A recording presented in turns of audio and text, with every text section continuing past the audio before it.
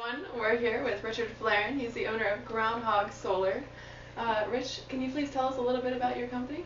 Sure. Groundhog Solar is in central Pennsylvania. We install solar energy for about 100 miles in any direction. And we'd like to help out businesses and homeowners get rid of their electric bills and do something for the environment. Wonderful, wonderful. So you're on the webinar with EcoIslands. Can you please tell me about how you are connected with Colin, the CEO? I've known Colin for a long time. And I think what his company does is really great in terms of water treatment. And he had talked to me years ago about trying to incorporate solar energy to pump water because of a lot of what he does requires moving water. Right. And solar energy is really great for pumping water. And it seemed like a natural fit. So we've talked together and collaborated on some projects, some ideas. And hopefully we'll see some of that take some really great fruit. Wonderful, wonderful. So you told me a quick summary about solar, Groundhog Solar. Yes. Can you tell me a little bit more about how it works? So solar energy works. You put solar panels up on your roof or down out on the ground somewhere if you've got some land. And even here in Pennsylvania, which is really cloudy, today's just miserably cloudy and rainy and snowy and just one of those awful spring days.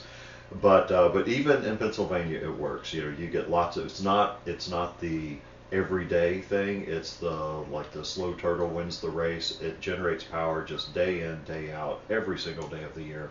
And some days better than more, some days are better than others, but it works out and it has a pretty good payback here. Okay. Mainly because our electric rates here are really high. And so although the solar doesn't, a single panel doesn't generate as much energy in Pennsylvania, it generates lots of value because of the value of that energy. And so it ends up being better here than even if we were in Florida. Really? Yeah, that sunshine state. Yeah. But, we're actually better, mainly just because of higher energy rates. So we can blame the utility for that. What is your efficiency? Oh, our efficiency. I hate to think in terms of efficiency. We normally think in terms of kilowatt hours that you generate per panel or per watt of solar. And a watt, a average solar panel is about 300 watts. And that's something in size that's basically about like the size of this sign that's back behind us. Okay. And that 300 watt panel would generate about 350 kilowatt hours a year here in Pennsylvania. Wow. Very interesting. How can the solar panels and the Groundhog Solar in general benefit the customer? Well, Groundhog Solar can benefit customers. Number one, like I said, was reducing your electric bills. Mm-hmm. That's usually the big financial thing. A lot of our customers, obviously solar can help the environment. We all know that solar energy is carbon free. There's no pollution that goes up in the air, and that's all really nice. And almost everybody would like that. But at the end of the day, if it doesn't make financial sense, no one's going to invest in solar. So it's got to make financial sense, and that's where Groundhog Solar comes in. We can put in a system that's affordable to the homeowner, and can maybe have a payback of it can be as short as 8 years for a residential system. Most of the time, it's about 9 years, and that's a pretty good return on investment for homeowners. Absolutely. So we can help them out. That's great. Now you had mentioned earlier that sometimes the systems, they have a payback. The companies end up paying the customers for the energy. Oh, Penelope, yeah. A lot of people ask me, so is Penelope really going to send me a check? And the answer is, well, yeah, they could send you a check, and usually that happens if you generate more energy than you use on an annual basis. One of the neat things about solar energy is, as we know, cloudy, Pennsylvania right now in the early spring or late winter, it's really dreary. And we don't really generate a whole lot of solar energy in December, Right. January, and February, and maybe March. But come summertime, we will generate just as much solar energy here as you would in Florida or anywhere down south, and maybe not as much as California or Texas. But for most of the country, we'll generate as much solar energy in the summer as anywhere else in the country. And so what we've got to do is we need to count all of that energy toward the winter. And the utility companies allow you to do that with net metering. Okay. And so we can generate all that extra energy during the summer. We can count it against our bills in the winter, and reduce our bills in the winter, even though the days are short and the sun doesn't shine all that much. But if after all of that, after an entire year, you still generated more energy than you use, they will send you a check. It is only about 40 cents on the dollar of what they send you a check for, but that is something. It's better than nothing. That's right, and it is pretty neat to actually get a check from the utility company. Everybody who gets one of those, they're ecstatic that it's such a novel, it's such a novel idea. People are like, wow, look at this, and they put it on Facebook, and want to talk about it. That's great. Oh my gosh.